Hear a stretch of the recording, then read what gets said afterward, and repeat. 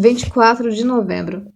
São João da Cruz, cooperador de Santa Teresa na Reforma do Carmelo. Nasceu em 1542 em Fontibera, perto de Ávila, na Velha Castela. Era o mais jovem dos filhos de González de Yepes.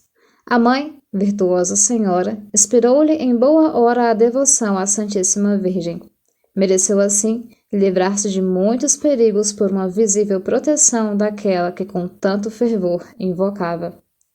Enviuvando a mãe, com os filhos ainda de pouca idade sem amparo, com ele se retirou para Medina. João foi enviado ao colégio, onde passou a aprender os primeiros elementos da gramática. Pouco tempo depois, o administrador do hospital, que era testemunha da extraordinária piedade de João, convidou-o para trabalhar, empregando-o ao serviço dos doentes, para fazer-lhes pequenas coisas. O jovem desincumbiu-se com grande zelo, raro na pouca idade que então tinha. A caridade sobressaía-lhe, sobretudo nas exortações que aos enfermos fazia, inspirando-lhes sentimentos dos quais achava deviam ser penetrados. Em segredo, praticava incríveis austeridades. Concomitantemente, estudava no colégio dos jesuítas, onde ia assimilando conhecimentos. Quando completou 21 anos, tomou o hábito do Carmelo em Medina, e foi a devoção pela Santa Virgem que lhe determinou a preferência por aquela ordem religiosa. Jamais noviço algum mostrou mais submissão, humildade, fervor e amor pela cruz. O zelo, longe de diminuir depois do noviciado, não cessou de ganhar novos acréscimos. Enviado a Salamanca para estudar teologia, continuou com a prática de austeridades extraordinárias, e lá escolheu uma cela exígua e escura, que ficava ao fundo do grande dormitório. Uma tábua estreita e delgada, mais curta que comprida, era-lhe a cama. Trazia um cilício tão rude que ao menor movimento do corpo lhe brotava o sangue. Quanto aos jejuns e mortificações, outras raiavam o incrível. Tais eram os meios que empregava para morrer para o mundo e para si mesmo. O exercício continuado da oração, ao qual se dedicava no silêncio e no retiro, trazia-lhe a alma em vôo, a máxima fundamental da perfeição, da qual fazia regra de conduta que mais tarde estabeleceu nos escritos que deixou. Dizia que aquele que quer ser perfeito deve começar por fazer todas as ações em união com as de Jesus Cristo, desejando imitá-lo, revestindo-se do seu espírito. Em segundo lugar, deve mortificar os sentidos em todas as coisas, recusando-lhe tudo aquilo que possa ser contra a glória de Deus. Não queria ser mais do que irmão conversa, mas os superiores não consentiram com o desejo. Terminado o curso de teologia, feito com sucesso, foi ordenado sacerdote. Estava então com 25 anos. Preparando-se para a primeira missa de novas e maiores mortificações, lançou mão, além de longas horas de orações, ferventes e demoradas meditações no silêncio sobre os sofrimentos de nosso Senhor Jesus Cristo. Queria, assim, imprimir no coração as feridas preciosas do Salvador e unir ao sacrifício do homem-Deus e da própria vontade, das próprias ações, de todo o próprio ser.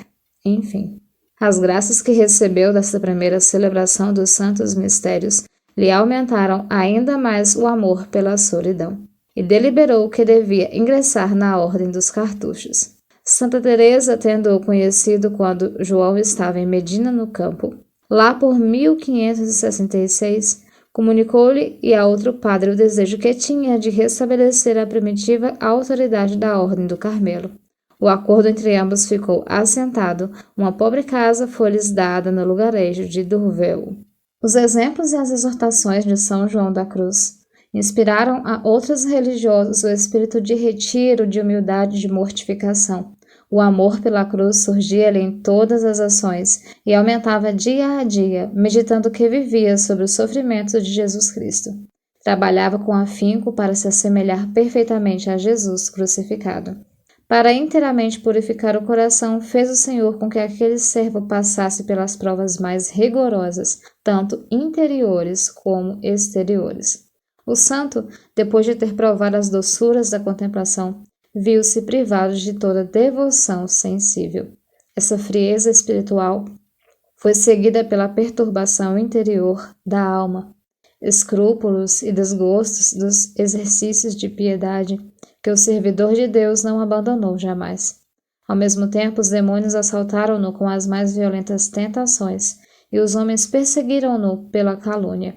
De todas as penas, porém, os escrúpulos e a desolação interior foram-lhe as mais terríveis e dolorosas. Parecia-lhe ver o inferno aberto e pronto para engoli-lo. A simples vista do crucifixo era-lhe suficiente para ficar banhado em lágrimas. A paixão do Salvador era o principal objeto das meditações que fazia, o que ele recomendava insistentemente nos escritos que a posteridade legou. A confiança que depositava em Deus, provedor, levava-o constantemente a dar aos pobres o que lhe era estritamente necessário. Daí ter sido recompensado por inúmeras graças miraculosas. Chamava esta confiança em Deus o patrimônio dos pobres, o que devia ser característico de pessoas religiosas. Em São João da Cruz, o coração era toda uma fornalha imensa de amor, fornalha que ele mesmo não tinha força para controlar. O amor pelo próximo, pelos pobres e doentes, era infindável. Amava ternamente os inimigos, dando-lhes constantemente o bem pelo mal que porventura recebesse. Observava a mais estrita pobreza para se preservar do que quer que fosse do mundo. Tudo o que tinha na pequenina cela consistia numa imagem de papel, numa cruz de junco e num catre terrivelmente grosseiro. Escolhia o breviário mais manuseado e o hábito mais usado. O profundo sentimento do qual vivia penetrado inspirava extremo respeito por tudo aquilo que ao culto divino pertencia. Daí procurar santificar todas as ações. A maior parte do dia e da noite passava a orar, principalmente diante do Santo Sacramento. Deus provou João da Cruz por mais de uma vez. Sofreu calúnias, perseguições, doenças, perseguições movidas pelos próprios irmãos. A tudo ele suportava com paciência e com alegria por amor de Deus. 2 horas antes de morrer, recitou em alta voz o Miserere com os irmãos. Pediu em seguida que ele lesse em parte do Cântico dos Cânticos e durante a leitura sentiu os mais vivos júbilos.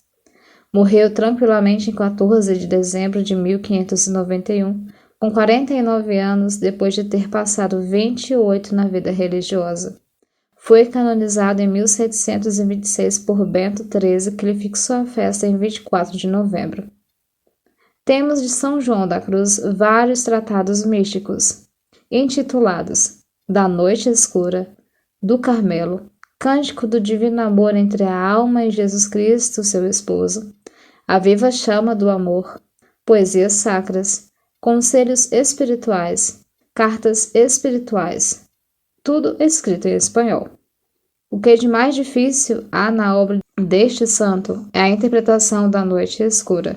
A grande questão, o ponto essencial, é estabelecer a subordinação entre os sentidos e a razão, entre a razão e a fé. Renuncia-se então a si mesmo para que se entregue ao Senhor. É o que se prende ao que disse Jesus. Aquele que quiser seguir-me, renuncie a si mesmo. Foi o que fez um dos mais famosos místicos, São João da Cruz. São João da Cruz, rogai por nós.